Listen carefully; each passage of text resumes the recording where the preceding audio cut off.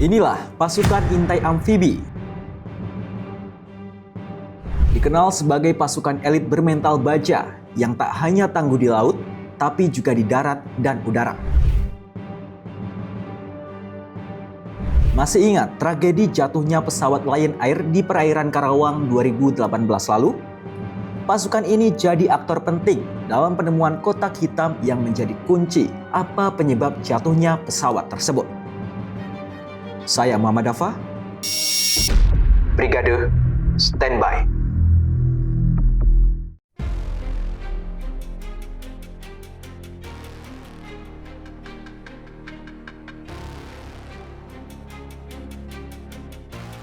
Batalion ini merupakan satuan khusus dalam Korps Marinir TNI Angkatan Laut.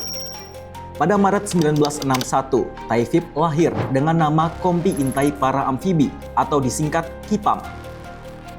Dalam perjalanannya, nama satuan ini pun mengalami beberapa kali pergantian. Jadi nih, mulai dari KIPAM tadi menjadi Yon IPAM di bawah pasukan Komando Armada yang kemudian berganti lagi menjadi Sat IPAM. Tidak berhenti di situ, ternyata pergantian nama masih terus berlanjut, di mana dari Sat IPAM berubah lagi menjadi Martaifib. Hingga akhirnya pada 1985, Martaifib berubah nama menjadi Yontaifib Mar. Sebagai sebuah pasukan tempur yang bertugas menyerang musuh melalui operasi pendaratan amfibi, Korps Marinir TNI Angkatan Laut membutuhkan tim untuk mendapatkan data-data intelijen terkait wilayah yang akan dijadikan operasi militer. Atas keperluan itulah, maka dibentuk Yontaifib yang berasal dari prajurit-prajurit marinir pilihan. Nah, Yontaifib ini punya ciri khas tersendiri, yakni menggunakan baret ungu khas marinir. Namun, yang membedakan dengan marinir pada umumnya adalah penggunaan brevetry media di samping pataka Korps Marinir. Selain itu, Yontaifib memiliki semboyan Maya Netra Yamadipati, yang berarti bergerak cepat, rahasia, dan mematikan dalam setiap pertempuran. Makanya, gak heran seleksi dan proses latihan untuk bisa menjadi bagian Yontaifib tidaklah mudah.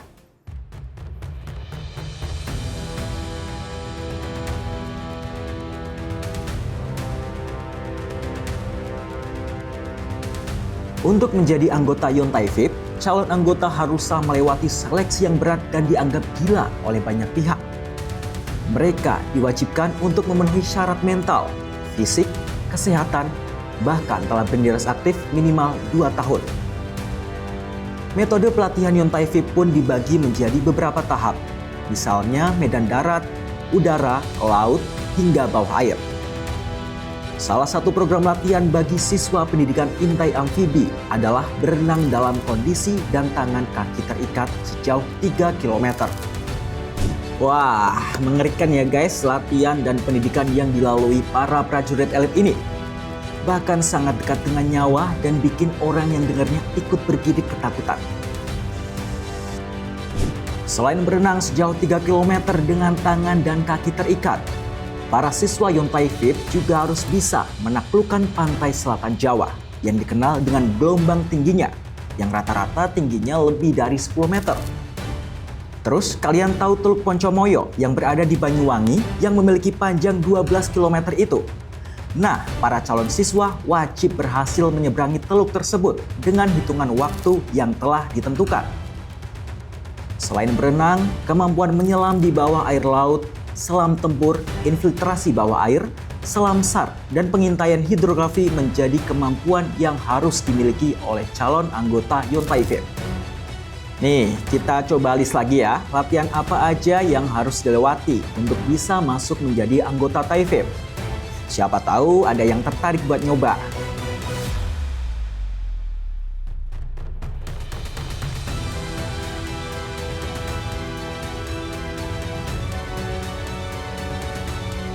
Nah, itu tadi menu latihan yang harus dilewati untuk menjadi anggota Taifib.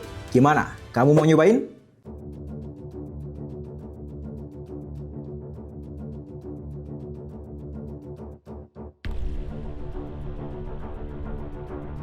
Operasi SAR Lion tahun 2018 menjadi salah satu cerita heroik keberhasilan pasukan Yontaifib. Tragedi jatuhnya pesawat Lion Air JT610 rute Jakarta Pangkal Pinang di perairan Karawang, Jawa Barat pada 29 Oktober 2018 silam menjadi tragedi memilukan bagi sejarah penerbangan Indonesia. Baru saja mengudara sekitar 13 menit dari Bandara Soekarno-Hatta, pesawat tersebut terjun bebas ke permukaan air laut dengan kecepatan 685 km per jam dan membuat 189 orang tewas. Badan SAR Nasional yang dibantu oleh Polri dan TNI pun langsung meluncur ke perairan Karawang begitu mengetahui kabar jatuhnya pesawat. 4 kapal dan 3 helikopter pun dikerahkan selama proses pencarian. Saat lokasi jatuhnya pesawat disambangi untuk pertama kalinya, yang ditemui adalah lautan serpihan-serpihan di permukaan. Berbagai upaya terus dilakukan semaksimal mungkin untuk melakukan evakuasi apa saja yang masih bisa terselamatkan. Termasuk pencarian black box atau kotak hitam pesawat yang dianggap dapat menjawab penyebab jatuhnya pesawat Lion Air tersebut. Badan Pengkaji dan Penerapan Teknologi atau BPPT mengerahkan kapal riset Barunajaya 1 yang memiliki teknologi penangkap sinyal untuk mencari keberadaan kotak hitam. Dan benar saja, 1 November 2018, upaya itu membuahkan hasil. Sekitar pukul 10:30 siang, ping detektor berhasil menangkap sinyal kotak hitam di sekitar 400 meter dari kontak terakhir pesawat. Atas informasi tersebut, alat ROV diturunkan beserta penyelam profesional dari Yontai VIP. Pencarian kotak hitam di bawah kedalaman laut pun dimulai. Sertu Hendra dan Kopda Nur Ali, personel Taifib TNI Angkatan Laut, menjadi sosok yang pertama kali menemukan kotak hitam pesawat Lion Air JT610. Dengan penuh keberanian, ia menyelam hingga kedalaman 30 meter di bawah permukaan perairan Tanjung Karawang, Jawa Barat. Sertu Hendra mengaku melihat sebuah benda berwarna oranye terendam lumpur. Kemudian ia coba menembakkan alat pendeteksi black box pada benda itu untuk memastikan benda tersebut adalah kotak hitam pesawat Lion Air yang jatuh. Meski telah dilatih saat menjadi anggota Taifib untuk menyelam di kedalaman laut, namun mereka mengaku mengalami banyak kendala. Di antaranya adalah kondisi perairan yang berlumpur, serta serpihan-serpihan badan pesawat yang masih berserakan di atas permukaan air. Namun, proses dan usaha tidak mengkhianati hasil. Kotak hitam yang tersembunyi di kedalaman 30 meter tersebut berhasil dievakuasi oleh Sertu Hendra dan Kopda Nur Ali, anggota Taifib TNI Angkatan Laut. Penemuan kotak hitam ini tentu tidak dapat diabaikan, apalagi banyak penyelam memilih mundur dan menyerah saat melakukan pencarian di dalam laut.